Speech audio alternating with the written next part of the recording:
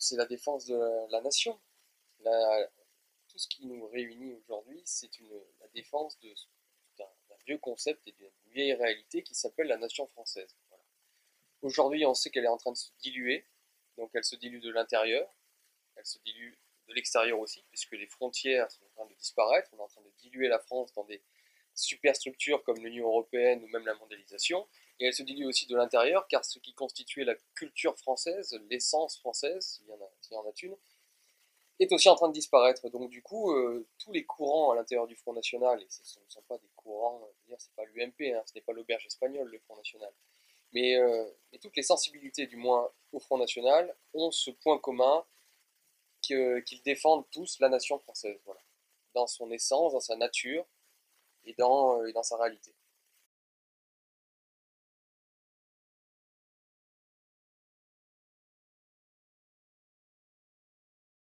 Avec des personnes ou avec un parti? Des personnes. Des personnes. Personnes d'autres partis, le point d'orgue de tout cela, c'est la défense de la nation. Est-ce que les gens sont encore attachés à quelque chose qui s'appelle la France? Il faut qu'ils se posent la question.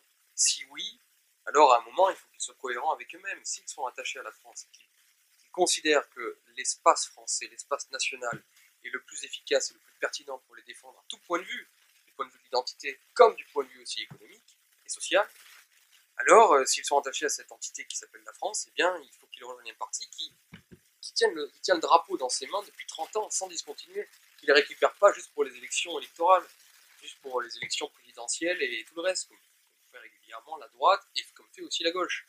Depuis Ségolène Royal, vous avez vu la version les drapeaux. Ils prennent conscience que les Français sont profondément attachés à l'entité France. Mais maintenant, on sait que eux, politiquement, il suffit de s'intéresser 2 secondes à cela, n'ont de cesse de jeter le pays, de le brader, de le vendre, de le diluer. Alors voilà, ils ont en face d'eux un parti qui considère que la nation est l'espace le plus important et le plus fort pour nous défendre et nous promouvoir. Et nous sommes les seuls. Voilà, nous, la nation, c'est ce qui est le plus important pour nous. Donc si les gens, voilà, la condition essentielle pour nous rejoindre, c'est l'attachement à la France. C'est tout.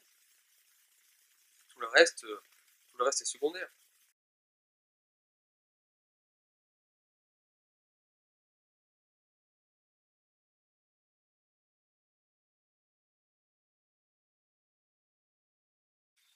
Le Front National est un parti républicain, ça vous le savez, Marine le dit, nous sommes intégrés dans la République, nous la défendons, et puis nous ne voulons pas la remettre en cause. Après, personnellement, moi je suis un républicain de raison, pas forcément de cœur, mais de raison, comme le général de Gaulle. Voilà. C'est-à-dire qu'en fait, pour moi, le régime compte peu, en réalité.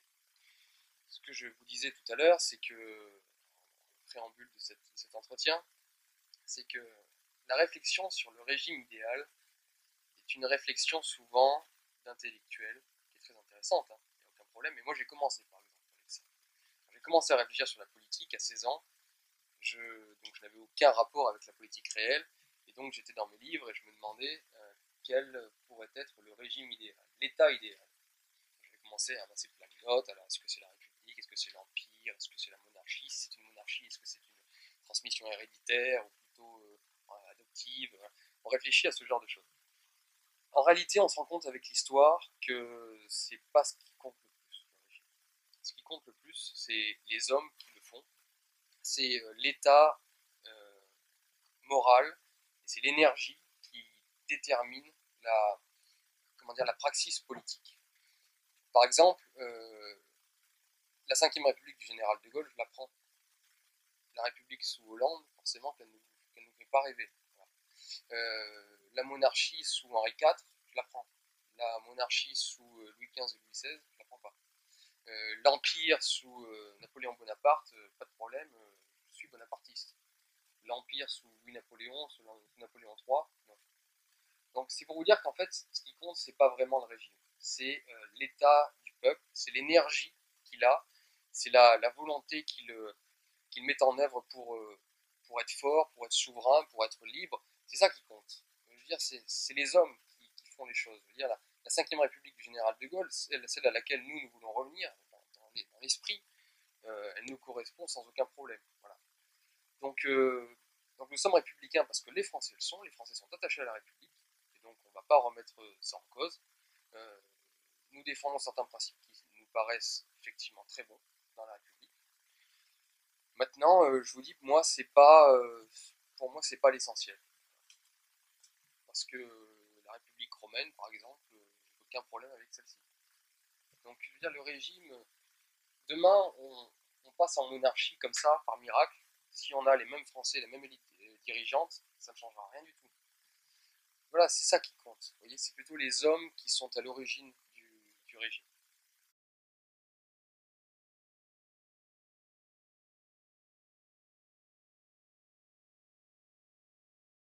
Oui, bien sûr, mais ça dépend. Ça dépend. Parce que, par exemple, vous prenez la République de Robespierre, elle n'est pas très libérale. La République romaine, elle n'est pas libérale. Alors, bien sûr, la République, Troisième République, radicale et franc-maçonne du 19e siècle, effectivement, ça va vous choquer, vous n'allez pas l'apprécier. Maintenant, la République des hussards noirs, qui a développé un patriotisme incroyable et qui a fait que tous mes arrière-grands-parents ont été blessés ou morts à la Première Guerre mondiale, si on avait celle-ci, on ne se plaindrait pas. Donc là, c'est toujours les régimes dépendent des hommes qui les composent et des idées, voilà, qui les innervent. Aujourd'hui, l'image qu'on a de la République est dégueulasse, mais c'est pas la République en tant que régime qui est mise en cause, c'est les hommes qui la dirigent aujourd'hui. Voilà.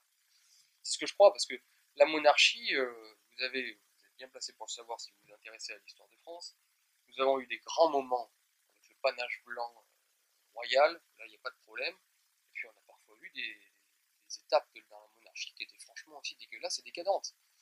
Donc le régime ne change rien, c'est vraiment l'énergie du peuple et sa moralité qui compte avant toute chose.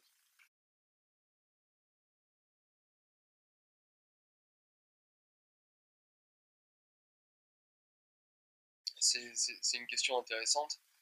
En réalité, il y a la patrie, il y a la nation.